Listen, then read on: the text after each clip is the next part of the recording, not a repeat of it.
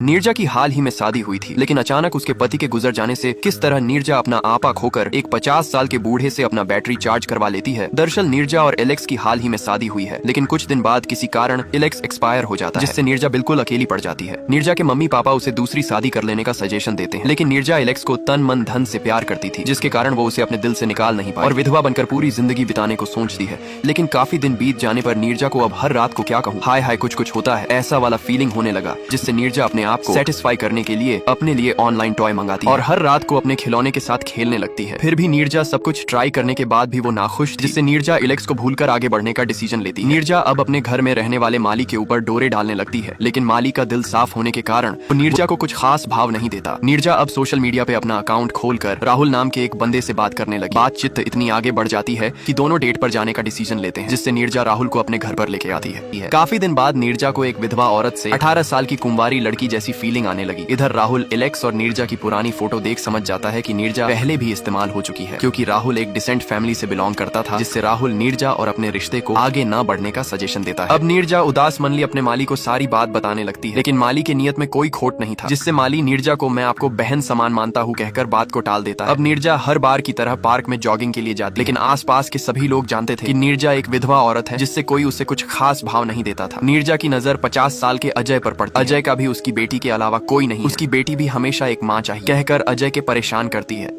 आज नीरजा के पति इलेक्स की बरसी है, जिससे नीरजा इलेक्स को याद करके फुट फूट कर रोने लगती है। नीरजा का अब खुद से कंट्रोल जा चुका था, जिससे पार्क में जॉगिंग करते टाइम अजय से उसका नंबर मांग लेती है और कॉल करके खट्टी मिट्टी बातें करने लगती है। ऑफिस में नीरजा को तन्हा देख सूर्या नीरजा के ऊपर डोरे डालने लगता है, जिससे नीरजा परेशान होकर सूर्या को सबके सामने इंसल्ट करवा देती है। अजय की भी एक पत्नी थी, जिससे उसकी कुछ खास नहीं बनती थी, जिससे अजय भी नीरजा से रात भर बातें करने लगता है। बातचीत इतनी आगे बढ़ जाती है कि दोनों लॉन्ग ड्राइव पे जाने का फैसला करते हैं। अगली सुबह दोनों लॉन्ग ड्राइव के लिए निकल पड़ते हैं। धीरे धीरे नीरजा एलेक्स को भूल कर अजय की प्यार के कुएं में डूबने लगती है। कुछ दिन बाद अजय नीरजा के साथ पूरी रात भर अंताक्षरी खेलने के लिए उससे मिलने की बात करता है, जिससे नीरजा इस बार भी अजय को अपने घर लेके आती है। पूरी रात भर दोनों एक दूसरे के जख्म में मलहम लगाने के बाद अजय एलेक्स और नीरजा की फोटो देखता है, जिससे अजय समझ जाता है कि नीरजा सेकंड हैंड लड़की है। फिर अजय नीरजा के साथ रिश्ता तोड़कर ये समझ जाता है कि प्यार एक धोखा है, फैमिली ही सब कुछ यही मौका है, जिससे अजय अपनी पत्नी को ही अपना सब कुछ मान लेता है और खुशी खुशी अपनी जिंदगी बिताने लगता है। राधा एक शादीशुदा औरत है, जिसका पति विजय हमेशा काम के सिलसिले में बाहर रहता है, लेकिन फेस्टिवल में हर बार की तरह विजय के घर न आने पर राधा की तड़प और बढ़ जाती है, जिससे एक दिन राधा की नैया पार करने एक पुलिस वाला आता है। दरअसल राधा पार्ट टाइम बोट में टिकट कलेक्टर का काम करके अपने दोनों बच्चों की देखभाल किया करती है, लेकिन एक दिन उसकी छोटी बेटी की तबीयत बहुत ज्यादा खराब हो जाती है, जिसके लिए राधा को 2 दिन के अंदर में 8 लाख रुपए जुगाड़ करना होगा। राधा इस बारे में अपने पति को बताती है, जिससे उसका पति राधा को उसके गहने बेचने का सजेशन देता है। लेकिन जब राधा गहने बचने के लिए ज्वेलरी शॉप जाती है, तब शॉप वाले नकली सोना बताकर उसे लेने से इग्नोर करते हैं। तब राधा को समझ में आता है कि जिस ज्वेलरी शॉप से वो इस गहने को खरीदी थी, उस शॉप वाले राधा को एडा बनाकर नकली सोना दे दिया। राधा उसी शॉप में गहने लेकर पहुंचती है, लेकिन ज्वेलरी शॉप का मालिक चालाकी दिखाते हुए